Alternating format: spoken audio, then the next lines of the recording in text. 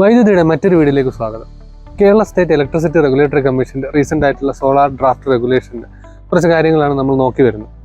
അതിൽ ഇമ്പോർട്ടൻ്റ് ആയിട്ട് പറയുന്ന ഒരു കാര്യമാണ് ഗ്രിഡ് സ്റ്റെബിലിറ്റി. എന്താണ് ഗ്രിഡ് സ്റ്റെബിലിറ്റി, അല്ലെങ്കിൽ എന്തിനാണ് ഗ്രിഡ് സ്റ്റെബിലിറ്റി? നിലവിൽ കേരളത്തിലെ ഇൻസ്റ്റാൾഡ് സോളാർ കപ്പാസിറ്റി എന്ന് പറയുന്നത് 1500 മെഗാവാട്ടിന് മേലെയാണ്. ശരിക്കും സോളാർ എന്ന് പറയുന്നത് ഒരു ഇന്റർമിറ്റന്റ് സോഴ്സാണ്. അതായത് നമുക്കറിയാം ഇതിന്റെ പീക്ക് ജനറേഷൻ മോർണിംഗ് ടൈമിലും, എന്നാൽ നൈറ്റിലോ അല്ലെങ്കിൽ ക്ലൗഡി സമയത്തോ ഇതിന്റെ ജനറേഷൻ എന്ന് പറയുന്നത് നിയർലി 0 തന്നെയാണ്. ഈ ഒരു വേരിയേഷൻ വോൾട്ടേജിലെയും ഫ്രീക്വൻസിയെയും ഫ്ലക്ച്വേറ്റ് ചെയ്യുകയും ഗ്രിഡിന്റെ സ്റ്റെബിലിറ്റിയെ ബാധിച്ച് അതിനെ അൺസ്റ്റേബിൾ ആക്കുകയും ചെയ്യുന്നു. ഈ ഇഷ്യൂസ് കൺട്രോൾ ചെയ്യുന്നതിന് ഡ്രാഫ്റ്റ് റെഗുലേഷനിൽ തന്നെ പറയുന്ന കുറച്ച് ഗ്രിഡ് സ്റ്റെബിലിറ്റി സർവീസസ് അല്ലെങ്കിൽ ആൻസിലറി സർവീസസ് ഉണ്ട്. Frequency regulation, spinning reserve, voltage control, black start capability etcetera.